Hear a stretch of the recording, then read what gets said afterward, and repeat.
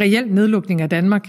Og sundhedsmyndighederne siger i forhold til nytårsaften, at vi skal lade være med at holde fester, at vi skal afholde nytårsaften først og fremmest med egen husstand, derudover med ganske få andre mennesker. Og hvis alle overholder de retningslinjer og de anbefalinger, så kommer vi også sikkert igennem nytårsaften. Men det er klart, at vi er jo afhængige i Danmark lige nu af alles adfærd og opbakning, både til restriktionerne og til de retningslinjer, som har været gældende i lang tid med afstand eksempelvis.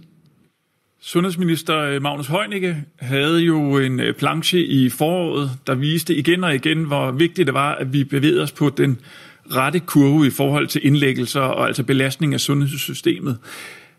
Hvor tæt er vi egentlig i den nuværende situation på, at sundhedssystemet det bryder sammen, som I frygtede i foråret? Jamen, det er sådan set forskellige svar fra, hvilken region du kigger på. Når jeg fremhævede i min indledning Region Hovedstaden og Region Sjælland, så er det fordi, det er der, det er værst. Det er der, de er hårdest ramt, og det er der, de er oppe i beredskabsniveau, i det højeste beredskabsniveau. Og derfor er vi også ved at flytte patienter. Det sker jo sådan set på daglig basis. Patienter flyttes fra Øst til Vestdanmark, de steder, hvor der er lidt mere kapacitet. Vi er ikke nu på noget niveau, som ligner det, der var i Norditalien eller selvfølgelig i Kina. Det er ikke der, vi er. Men lyt meget efter, hvad der blev sagt fra Statens Serum Institut. Der er i øjeblikket så meget usikkerhed omkring tallene, fordi der har været så store udsving i, hvor mange der lader sig teste, at det er meget vanskeligt at sige præcis, hvorhenne vi er. Og det kan ikke afvises, at vi faktisk har en skjult stigning igen i smitten i vores samfund. Og det er det sidste, vi har brug for, fordi vi kan jo se på indlæggelsestallene, vi er højere nu, end vi var tilbage i marts og april måned.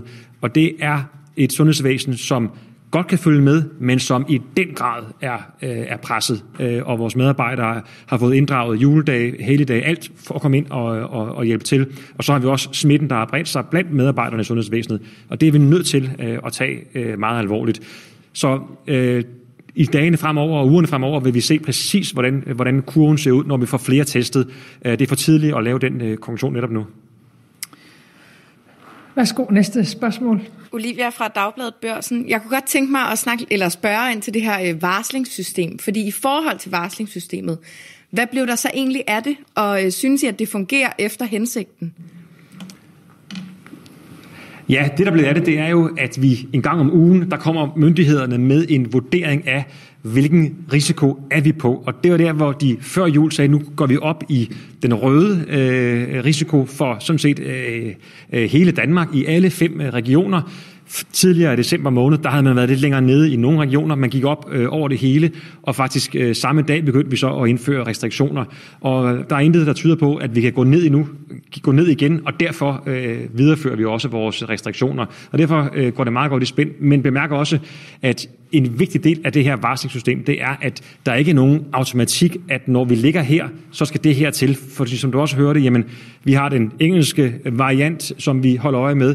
Vi har smittetal, som går op og ned efter, hvor mange der bliver testet. Vi har indlæggelsestal. Der er rigtig mange forskellige parametre, som vi er nødt til at tage i overvejelse for at finde ud af, hvad for et våben og hvad for et redskab, der skal i brug, alt efter hvor vi er henne. I forhold til restauranter og barer, som jo typisk har været noget af det, I har skruet en del på, både i starten, men også nu her, hvor det er begyndt at blive slemt igen.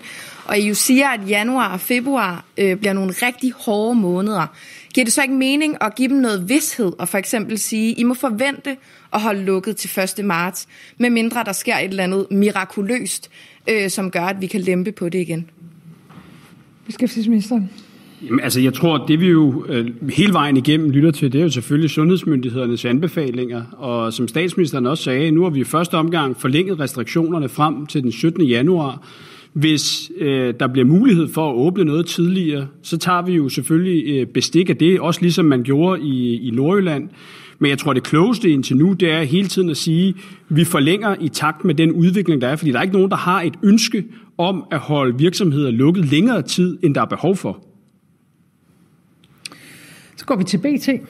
Det er Henrik Kvartrup fra BT. Vi hører i dag, at det ser mere alvorligt ud med coronasituationen, end det gjorde i foråret. Man kan sige, at anden bølge er altså værre end den første bølge. I regeringen, du Mette Frederiksen, har nu haft 10 måneder til at optimere smitteopsporing, isolation og alt den her slags ting. Alligevel ser det så skidt ud, som det gør nu. Hvad er din, Mette Frederiksen, forklaring på, at det står så galt til? Ja, det tror jeg, der er flere forklaringer på, hvorfor vi er nu. Vi har årstiden imod os. Lige nu i foråret havde vi den med os.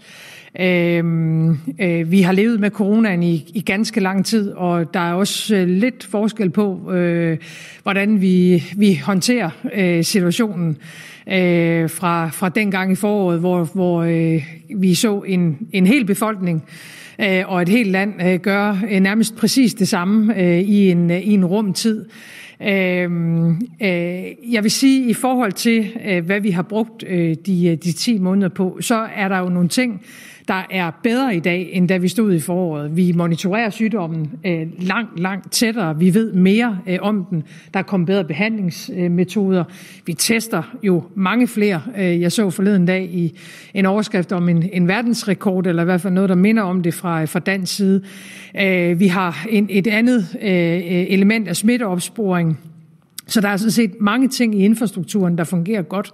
Men det er biologi, det er en virus, og det vi oplever i stort set hele Europa, det er jo, at det er os, der nu er epicentret. Vi er fortrøstningsfulde i forhold til, at vi kan få slået smitten ned igen. Men det kræver her og nu 2 ting. Det kræver hårde restriktioner, en reel nedlukning, og så kræver det, at vi hver især påtager os ansvaret for at se så få mennesker som overhovedet muligt for at få brudt smittekæderne. Nu står vi så i endnu en omfattende nedlukning. Det er ikke mere end 2 dage siden, statsminister, at du klappede, det kunne man se på billeder, du klappede begejstret, da de første danskere blev vaccineret. Jeg tror, mange derude spørger sig selv, hvornår begynder vi at kunne se effekten af de her vaccinationer? Kunne det være, når alle sårbare er blevet vaccineret, således at dem, der så risikerede at få sygdommen, kun var dem, for hvem sygdommen ikke var så slem at få endda?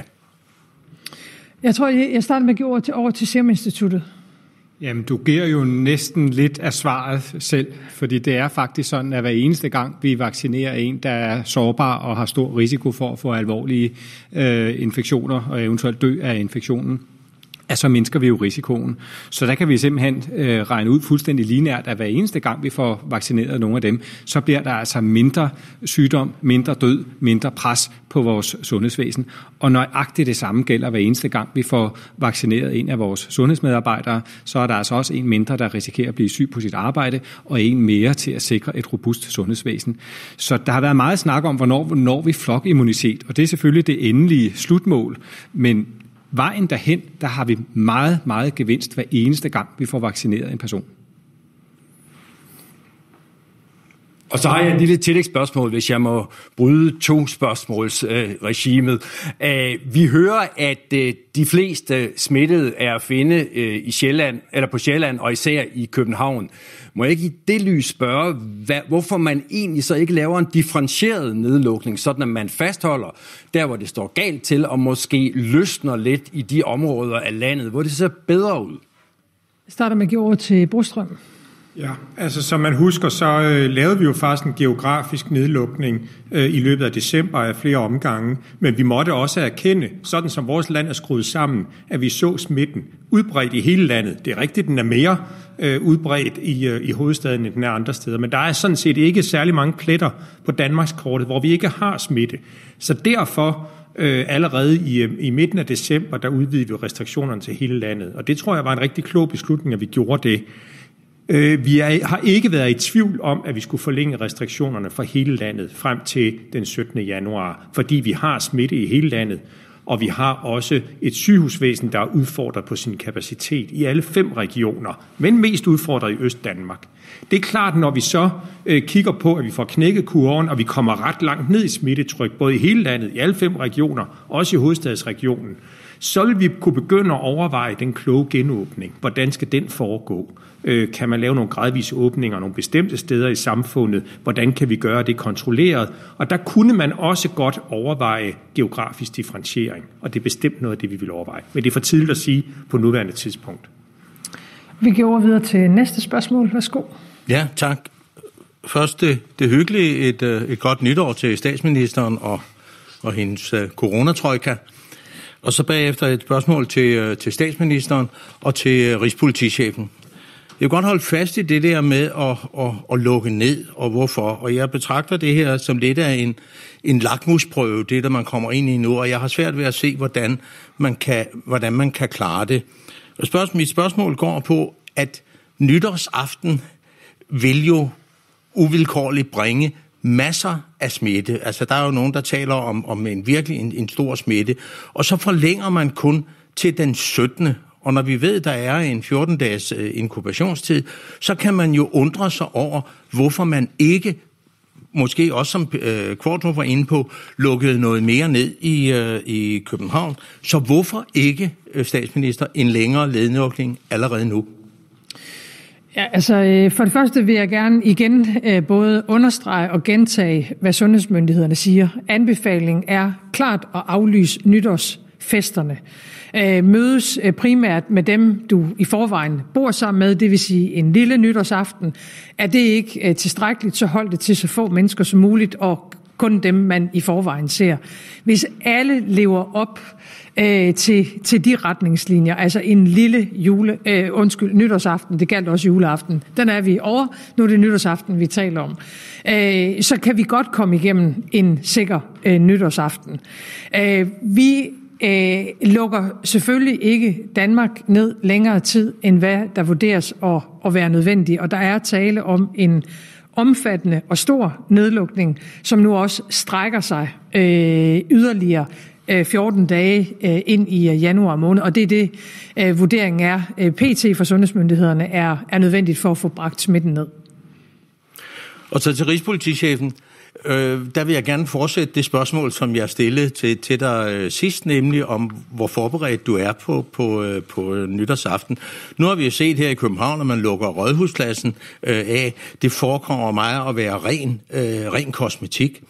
Nu bor jeg på Nørrebro, ovenikøbet i den pæne del af Nørrebro, men der er ikke nogen tvivl om, at der vil blive masser af uro overalt i landet nytårsaften. Og så er spørgsmålet, er man ordentligt forberedt? Forventer du ikke, at der bliver en masse tumult i flere?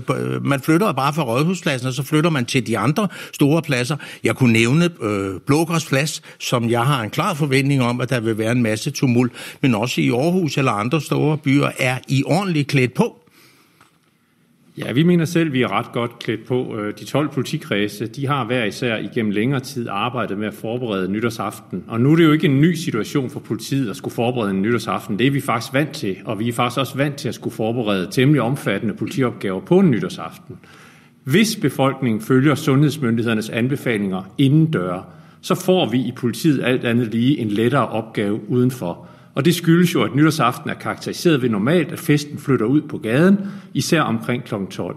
Nu har der været talt meget om fyrværkeri, men der skal flere komponenter til for at skabe uro nytårsaften. Fyrværkeri er jo kun én komponent. Store forsamlinger og store mængder af alkohol, det er ret vigtige komponenter for uro. Men vi er ikke så naive i politiet, at vi helt tror, vi kan undgå uro. Men vi har dog alligevel stor tiltro til, at langt hovedparten af befolkningen i den her helt ekstraordinære situation, som Danmark befinder sig i øjeblikket, vil følge sundhedsmyndighedernes anbefalinger, og at vores opgave ude på gaden derfor alt andet lige bliver lettere. Men kommer der til at ske noget på Nørrebro nytårsaften? Ja, det gør der nok, men så skal politiet også nok være der. Vi går videre til næste spørgsmål. Værsgo. Signe Forsgrav fra Berlingske. Mette Frederiksen, du nævnte selv, at du kalder det et lyspunkt, der med, at man er begyndt at vaccinere, og de første danskere er allerede begyndt deres vaccinationsforløb. Hvornår forventer I, at man har opnået flokimmunitet, og hvor mange vil man kunne vaccinere per måned i det kommende år? Jeg starter med at give ord til Serum Instituttet.